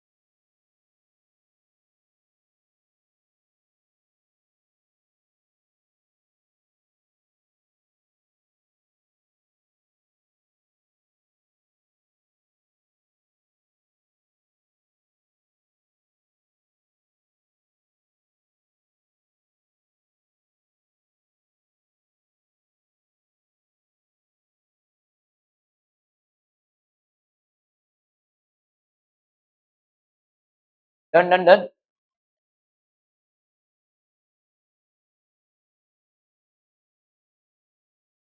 Okay, so यहाँ पे देखो आपका, सॉरी मैं इसमें आ गया, चार्ज इसका कितना है भाई साहब, जो इलेक्ट्रॉन का चार्ज है, आर की वैल्यू आपने देखा भाई साहब ये है ना, H square by 4 pi k square N square by Z. यहाँ पे एम ई की वैल्यू चेंज हो रही है, तो यहाँ पे क्या आ रहा है भाई साहब, ये वाला वैल्यू चेंज हो जाएगा।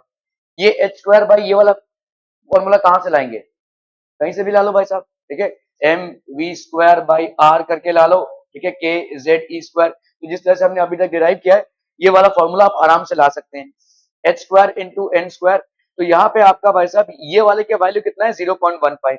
अभी यहाँ पे कितना आ रहा है, ये आ रहा है आपका 750। तो इस वाले पूरे का वैल्यू कितना हो जाएगा, देखो this will be equal, sorry ये वाला आपका कितना है 207। तो 207 द मास ऑफ इलेक्ट्रॉन। तो आप यहाँ पे क्या लिखोगे भाई साहब, R1 डैश की वैल्यू हो गई h स्क्वायर अपॉन 4 पाई के ई का स्क्वायर एम ई। ये हो गया भाई साहब आपका M E into N square by Z into 1/207, ऐसा लिख सकते हैं भाई साहब। ठीक है, इधर कितना हो जाएगा 0.51 एंगस्ट्रॉम बाई 207। तो that will be 2.56 into 10⁻13 metres. ठीक है, E1 की वैल्यू भाई साहब कैसे निकालते हैं हम, ठीक है, this is basically -13.6 electron volt. E1 dash की वैल्यू भाई साहब कितनी हो जाएगी 281.5 इलेक्ट्रॉन वोल्ट।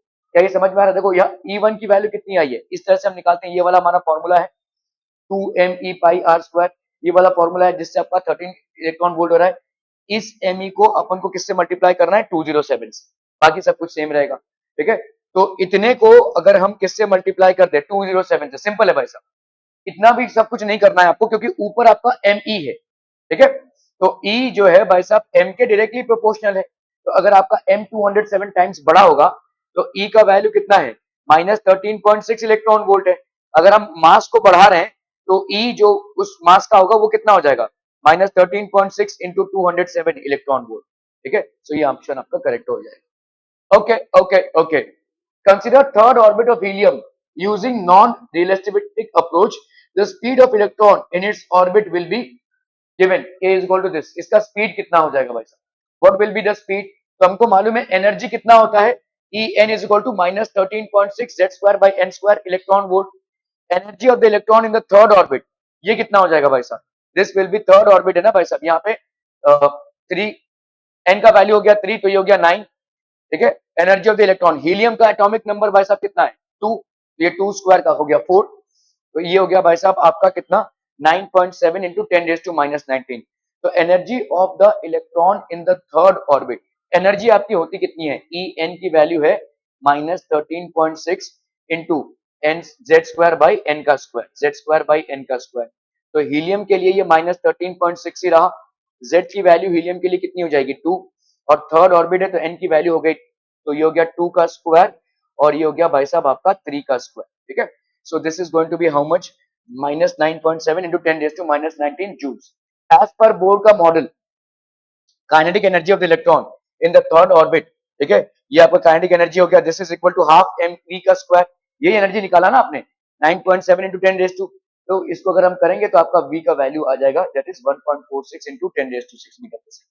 ठीक है, यहाँ पे आपको मास ऑफ इलेक्ट्रॉन मालूम है दैट इज कितना 9.1 इंटू 10⁻², तो यहाँ पे 9.7 into 10⁻−19 is equal to half M E V E का स्क्वायर। याद रखो भाई साहब, आपका जो टोटल एनर्जी है वो हमेशा काइनेटिक एनर्जी के बराबर होगा और पोटेंशियल एनर्जी बाई 2 होगा।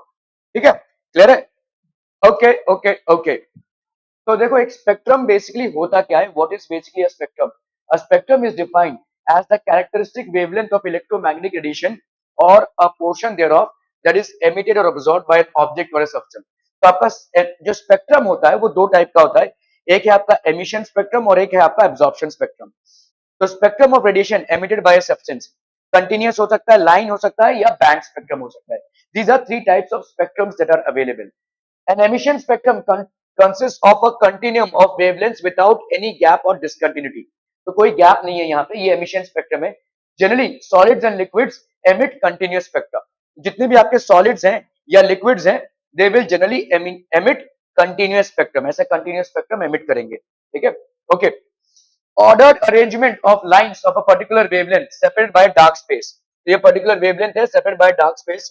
Line spectrum is emitted by the atoms of an element. Each element has a unique line spectrum, thus it can be used for the identification of unknown elements. ठीक है, तो यहाँ पे भाई साहब हर एक का एक लाइन स्पेक्ट्रम होता है।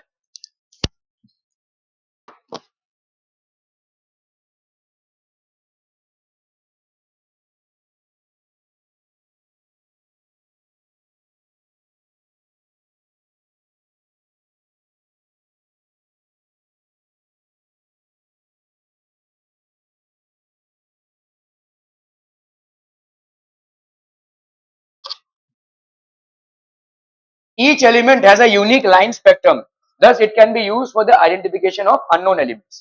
ठीक है, unknown elements के लिए identification. It consists of a number of bright bands, groups of wavelengths of light sharp at one end and fading off at the other end. जैसे भाई साहब dark और band, ये आपकी band spectrum है. This is basically band spectrum. It consists of a number of bright bands, बहुत सारे bright bands हैं, groups of wavelengths of light sharp at one and fading off. एक sharp है और दूसरा fading off है. Band spectrum is emitted by molecules in gaseous form. ज्यादा करके आपके जितने भी मॉलिक्यूल्स हैं जो गैसियस फॉर्म्स में हैं, जैसे अमोनिया हो गया, ऑक्सीजन, नाइट्रोजन, कार्बन डाइऑक्साइड, ये सब आपके बैंड स्पेक्ट्रम को रिलीज करते हैं. In an absorption spectrum, portions of a continuous spectrum light containing all wavelengths are missing because they have been absorbed by the medium through which the light has passed. तो यहाँ पे medium ने इसको absorb किया है. The missing wavelengths appear as dark lines और gaps. तो ये जो मिसिंग वेवलेंथ्स हैं यही आपके डार्क लाइंस और गैप्स में अपीयर होते हैं. ठीक है, ओके. तो ये हो गया आपका एमिशन स्पेक्ट्रम, ये हो गया आपका absorption spectrum. The emission and absorption spectra are complementary of one another. ठीक है, तो आपका देखो यहाँ पे En की value, this is already known to us. ये कितना हो जाएगा, -13.6 z square by n square. Final minus initial ये हो गया hc बाई लैम्डा. तो लैम्डा की वैल्यू हो गई hc by this. Thus only discrete values of wavelengths are possible. So सिर्फ डिस्क्रीट वैल्यूज ही पॉसिबल है. लाइन एमिशन स्पेक्ट्रा ये आपका किसका हो गया भाई साहब, हाइड्रोजन एटम का. ठीक है, ओके ओके. ये सब नोट कर लीजिए भाई साहब, बहुत इंपॉर्टेंट है, वेरी वेरी इंपॉर्टेंट. फटाफट से नोट कीजिए भाई साहब, क्विक क्विक.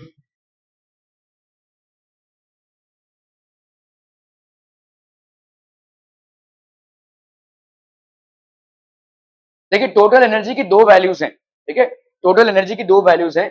यहाँ पे जो वैल्यू है 13.6 into Z square by N square, ये है आपका इलेक्ट्रॉन वोल्ट्स में. और इसी को अगर आप मल्टीप्लाई कर देंगे किसके साथ, 1.6 इंटू 10⁻⁻19, तो ये मिल जाएगा. ठीक है, this is what you are going to get. ये आपका जूल्स में. ध्यान दो, Z square by N square दोनों में है, सिर्फ यूनिट का डिफरेंस है. एक का इलेक्ट्रॉन वोल्ट्स में और दूसरा है जूल्स में. तो 1 इलेक्ट्रॉन वोल्ट ऑब्वियसली कितना हो जाएगा, 1.6 इंटू 10⁻⁻19 जूल्स हो जाएगा. ठीक है, तो delta E will be equal to E N two minus E N one. अभी अगर हम डेल्टा ई की वैल्यू करें तो यहाँ पे -13.6 जेड स्क्वायर की वैल्यू 1 बाई एन टू का square minus 1 by N one का स्क्वायर. तो ये हो गया भाई साहब आपका जेड का square. This is joules. Rydberg formula भाई साहब आपका क्या हो जाएगा, delta E is equal to H C by lambda. तो 1 बाई लैम्डा की value R H Z square 1 by N one का square minus 1 by N two का स्क्वायर. और रिडबर्ग कांस्टेंट आपका कितना है, 1.09678 इंटू 10⁻⁷ पर मीटर. ये सारे थोड़े से आपके ट्रिकी क्वेश्चन जिसमें बन सकते हैं. For example, calculate the wavelength of radiation emitted when helium makes a transition from n is equal to 3 to n is equal to 2. तो रिडबर्ग कांस्टेंट का वैल्यू आपको दिया हुआ है. वेवलेंथ ये आपका वेव नंबर है basically, this is basically wave number. 1 by this will be equal to r z r h into z का square upon 1 by N one का square minus 1 by N two का square. तो यहाँ पे आपका helium atom है, helium atom का z का वैल्यू कितना हो जाएगा 2. तो जेड का स्क्वायर कितना हो जाएगा 4 इंटू आर एच.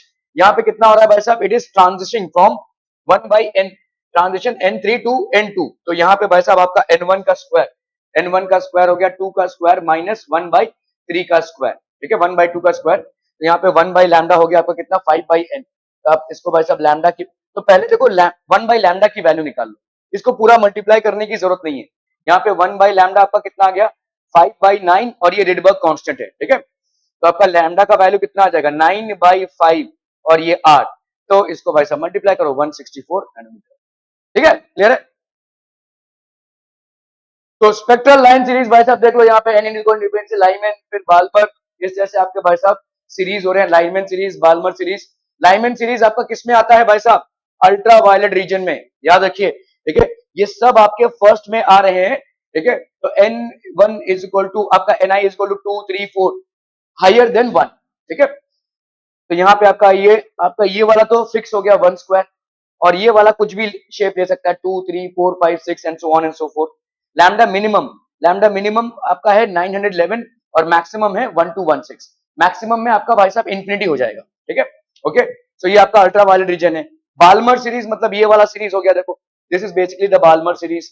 यहाँ पे आपका फाइनल है आपका n2 और इनिशियल मतलब आपका जो ये वाला है. ठीक है, इनिशियल ये कुछ भी हो सकता है 3 4 5 6 कुछ भी हो सकता है. फाइनल लैंडिंग आपकी कहां पे हो रही है, n इज इक्वल टू 2 पे हो रही है. एंड हायर सीरीज आपके कुछ भी हो सकते हैं 3 4 5 6. ये हो गया आपका लैम्डा मिनिमम, ये हो गया लैम्डा मैक्सिमम, ये हो गया आपका विजिबल रीजन. ठीक है, फिर आता है आपका भाई साहब पास्चन सीरीज। पास्चन सीरीज आता है आपका इंफ्रारेड रीजन में। अगेन देखो पास्चन सीरीज आपका कहां पे हो रहा है भाई साहब, इधर से लैंडिंग हो रही है, ठीक है। एन आई की वैल्यू भाई साहब इनिशियल की वैल्यू हो गई 3 और बाकी सॉरी एन फाइनल की वैल्यू हो गई 3, बाकी की आपकी 4 5 6 7 होगी।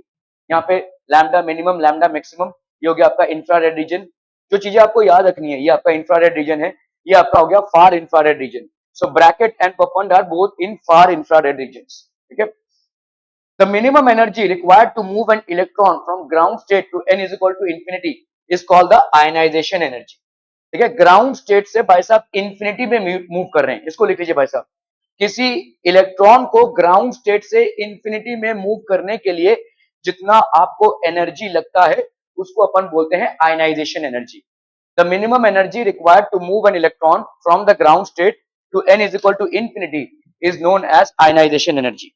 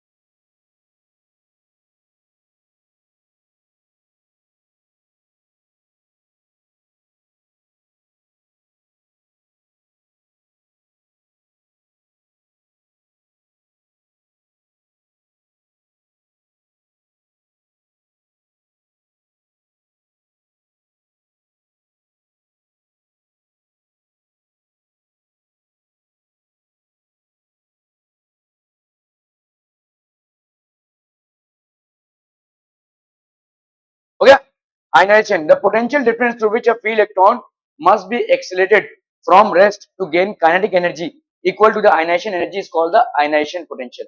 ये भाई साहब आपका कितना हो जाएगा En by E, इसको लिख लीजिए भाई साहब पोटेंशियल आपका डिफरेंस। पोटेंशियल डिफरेंस अगर आप अप्लाई करेंगे तो इलेक्ट्रॉन्स एक्सेलरेटेड होंगे।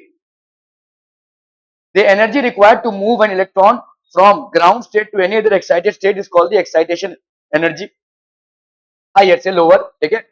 And the potential difference through which an electron must be accelerated to gain kinetic energy equal to the excitation energy। तो ये आपका V excitation कितना हो जाएगा, देखो कुछ नहीं है भाई साहब, आपका एनर्जी क्या होता है EV होता है ना, तो आपका पोटेंशियल क्या हो जाएगा E by E, सिंपल वही है, ठीक है, हर जगह पे वही लग रहा है। क्लियर है, are we clear on this one, बहुत बढ़िया। Energy liberated when constituents of a system are brought from infinity to assemble the system, इसको अपन बोलते हैं बाइंडिंग एनर्जी, ठीक है। तो आपके देखो यहाँ पे प्रोटॉन्स प्लस इलेक्ट्रॉन्स इन सब को मिलाकर बन रहा है एक एटम, ध्यान दीजिएगा, ये इलेक्ट्रॉन्स और प्रोटॉन्स को मिलाकर बन रहा है एक एटम। आपके ये जो टेक्स्ट बुक है भाई, ये जो आपका नोटबुक है, ये कैसे ही बना रहेगा, सारे पेजेस को आपने भाई साहब क्या किया है, एक जगह पे एकत्रित किया है ना, ये पेजेस तो मैन्युफैक्चर हुए and then they were basically pasted और स्टेपल्ड और व्हाटएवर, ठीक है। तो ये क्या हो रहा है, बाइंडिंग हो रही है। इसी तरह से ये सारे जितने भी आपके इलेक्ट्रॉन्स और प्रोटॉन्स हैं, इन सब को एक जगह पे इकट्ठा करना, that is called the binding, binding of an atom. और इसमें जो एनर्जी लगती है उसको अपन बोलते हैं बाइंडिंग एनर्जी। तो making them collect at one place and offering them binding energy is basically making them binded। Energy liberated when constituents of a system are brought to form reassemble a system। Binding energy is the negative of ionization energy। इसको लिख लीजिए भाई साहब, binding energy will B, क्यों negative, क्यों भाई Divya, negative क्यों होगा आयनाइजेशन एनर्जी का? बाइंडिंग मतलब क्या है, आप एकत्रित कर रहे हो, और आयनाइजेशन मतलब क्या है, बिखार रहे हो, दोनों एक दूसरे के ऑपोजिट हुए ना। आप इलेक्ट्रॉन्स को बाहर फेंक रहे हो, आयनाइजेशन मतलब क्या है, you are making it go to infinity, तोड़ रहे हो आप एटम को, ठीक है। तो binding is a reverse process of ionisation and hence they are negative of each other. तो binding energy is reverse of ionisation and hence you get this negative sign. क्या ये समझ में आ रहा है भाई साहब, are we clear on this? Okay okay okay. So Bohr का एटॉमिक मॉडल, इसके लिमिटेशंस क्या थे भाई साहब, couldn't explain splitting up of spectral lines in the electrical and magnetic fields, ठीक है। तो स्पेक्ट्रल लाइंस का आपका, अगर आपने स्पेक्ट्रल लाइंस को इलेक्ट्रिकल और मैग्नेटिक फील्ड से जाने दिया तो उनका स्प्लिटिंग अप हो रहा था, ठीक है। तो ये आपके spectral lines fail to explain the atomic spectrum of atoms higher than hydrogen. मतलब जो सिंगल इलेक्ट्रॉन स्पीशीज नहीं थे उसके लिए बोर का मॉडल फेल हो गया, ठीक है। couldn't explain the spectrum when two spectral lines are very close to each other, couldn't explain the ability of atoms to form molecules by chemical bonding. ये सब भाई साहब explain नहीं कर पाए वो. If an electron in a hydrogen atom jumps from third to the second, it emits a photon of wavelength lambda. When it jumps from the fourth to the third, the corresponding wavelength of the photon will be how much? हम people. अरे भाई साहब देखो यहाँ पे जब jump कर रहा है, ठीक है, फोटोन ऑफ वेवलेंथ, तो 1/लैम्डा कितना है? अरे बोलो ना बोलो. अरे वर्क, ठीक है. When it jumps from third to second orbit, तो आपका 2 स्क्वायर, ये फाइनल माइनस 1/3 का स्क्वायर. क्या ही समझ में आ रहा है? थर्ड से सेकंड में जॉइन कर रहा है भाई साहब. आर एच है, ये रेडबर्ग कांस्टेंट है भाई साहब. अरे हो भाई साहब, यहाँ पे क्या बोला जा रहा है आपका 1/4/1/9. तो ये हो गया आपका आर एच. यहाँ पे कितना हो जाएगा बोलो? 4 into 9, और 9 minus 4 that is 5.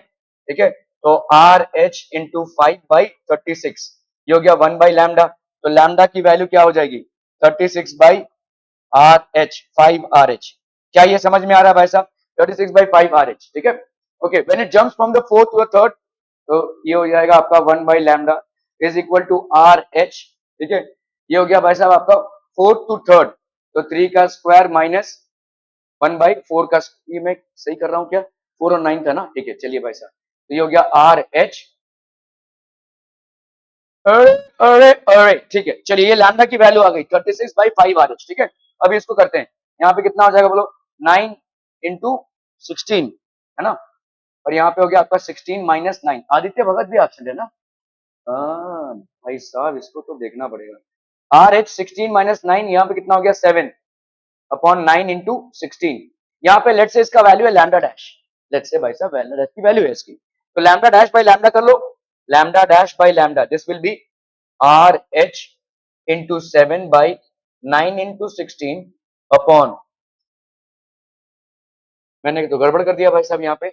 ये हो गया आर एच इंटू 7, ये 1/लैम्डा डैश आया ना, तो हमने लैम्डा डैश भाई साहब कितना आ जाएगा? 9 इंटू 16/आर एच इंटू 7. ठीक है. अरे भाई साहब ये सब गड़बड़ क्यों हो रही है? ओके, तो यहाँ पे हो गया आपका लैम्डा डैश का वैल्यू क्या हो जाएगा भाई साहब? 9 इंटू 16/आर एच इंटू 7, और 36/5 into R H.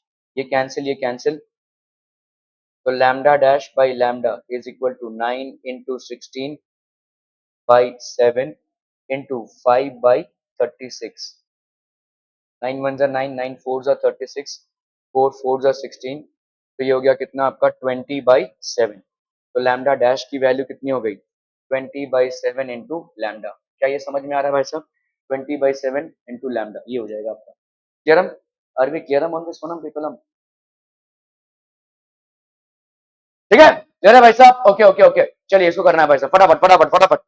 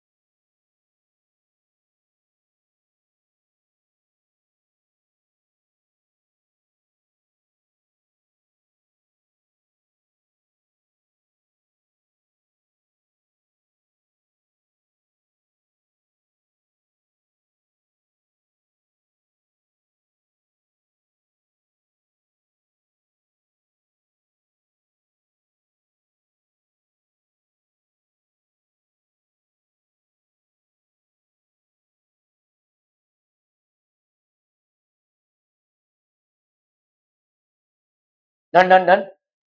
An electron of a stationary hydrogen atom passes from the fifth energy level to the ground level. तो भाई साहब यहाँ पे the velocity that the atom acquired as a result of photon emission will be, यहाँ पे भाई साहब velocity कितना हो जाएगा, ठीक है। तो आपका देखो यहाँ पे 1 by lambda की तो वही कहानी होगी, ठीक है। 1 by lambda भाई साहब आपका यहाँ पे 1 by lambda की कहानी तो वही होगी, कैसे 1 by lambda is equal to RH 1 by 1 का स्क्वायर माइनस 1 by 5 का square, that is 24R by 25, ठीक है। तो आपका भाई साहब यहाँ पे ओके, सो ये हो गया 1 by lambda। क्या ये समझ में आ रहा है भाई साहब? देखो 1 by lambda actually wave number है, that is equal to RH 1 by NF का स्क्वायर माइनस 1 by NI का स्क्वायर। तो फिफ्थ से 1 पे आ रहा है, तो RH यहाँ पे हो गया भाई साहब आपका कितना, RH 1 by 1 का स्क्वायर माइनस 1 by 5 का square, so that will be equal to RH 25, तो ये हो गया 25 माइनस 1, तो ये हो गया आपका 24 RH by 25, तो ये हो गया 1 by lambda, ठीक है। ओके, तो आपका h by lambda कितना हो जाएगा, h by lambda ये होता है भाई साहब आपका mv, भाई डी ब्रोगाइल के हिसाब से तो यही होता है ना, lambda is equal to h by mv होता है, ठीक है। हम इससे वेलोसिटी फाइंड आउट कर सकते हैं। तो h by lambda मतलब इसको h से मल्टीप्लाई कर दो, तो h से मल्टीप्लाई कर दो तो भाई साहब 24h RH by 25, इन सबके कांस्टेंट है भाई साहब, है ना, ठीक है। ओके, अभी वेलोसिटी कितनी हो जाएगी भाई साहब, ये हो गया आपका mv के बराबर, तो वेलोसिटी आपकी कितनी हो जाएगी 24h RH by 25m, ठीक है। अभी वैल्यूज डाल दो भाई साहब यहाँ पे, तो यहाँ अच्छा यहाँ पे ऑलरेडी था ये वैल्यू, ठीक है। तो ये हो गया 24h R by m, this will be the velocity. क्या ये समझ में आ रहा है भाई साहब? Okay okay okay, the ratio of wavelength of the last line of Balmer series and the last line of Lyman series is, चलिए फटाफट करना भाई साहब, लास्ट लाइन कौन सा होगा, बाल्मर सीरीज का लास्ट मतलब लाइन क्या है 2 और लाइमन का 1, तो लास्ट लाइन कहां जनरेट होगा, जब लाइमन में कहां से कहां है 2 से 1 पे आए और बाल्मर में 3 से 2 पे आए। अरे भाई साहब द रेशियो ऑफ वेवलेंथ, देखो भाई साहब यहाँ पे, अरे सॉरी लास्ट लाइन आपका इंफिनिटी है, सॉरी सॉरी सॉरी, यहाँ पे 1 बाई इंफिनिटी का square, last line of Balmer series, last line of Balmer series मतलब ये इंफिनिटी से जब ड्रॉप हो रहा है, तो 1 बाई 2 का स्क्वायर माइनस 1 बाई इंफिनिटी का square, that will B R by 4, ठीक है, क्योंकि 1 बाई इंफिनिटी आपकी क्या होती है 0, ठीक है। The wavelength of the last line of Lyman series में आपका ये फाइनल हो गया 1 और ये हो गया 1 बाई इंफिनिटी, तो ये हो गया R, तो lambda B by lambda L की वैल्यू हो गई 4, so that will be option B, that is 4। Are we clear on this one people? Okay okay okay, बहुत बढ़िया बहुत बढ़िया। So that basically finishes off the chapter of और rather topic of atoms, we are left with only the nuclei part, ठीक है। we'll start tomorrow or day after tomorrow, whatever you please, okay। आपका क्या बाकी है, अभी maths बाकी है, मैथ्स बाकी कहाँ है, खत्म हो गया है, हाँ एग्जाम बाकी है, वही कभी है, वेडनेसडे को है, और ये मंडे को क्या है, छुट्टी है, तुम्हारा ही है ना सिर्फ सीएस, तुम्हारा भी है, तुम्हारा भी सीएस है ना, अच्छा तुम्हें चेंज किया है, ओके, तो वेडनेसडे को सबका मैथ्स है ना, ओके ठीक है। Thank you so much for your valuable time people.